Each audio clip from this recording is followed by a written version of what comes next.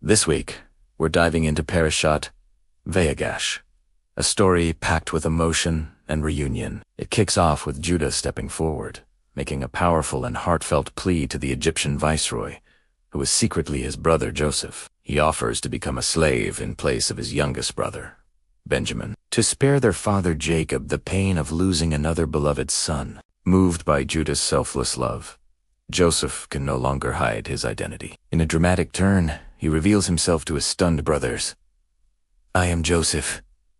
Is my father still alive?" The brothers are speechless, a mix of fear and disbelief washing over them. But Joseph reassures them, explaining that it was all part of a divine plan to save lives from the famine. He urges them to quickly go back to Canaan and bring their father and the entire family down to Egypt. Pharaoh is thrilled by the news and provides wagons and provisions for the journey. When Jacob hears that Joseph is alive, his spirit is revived. The portion ends with Jacob and his entire family, 70 souls in total, making the journey down to Egypt and finally having a tearful, long-awaited reunion with Joseph in the land of Goshen. Thanks for watching, and don't forget to subscribe for more weekly insights.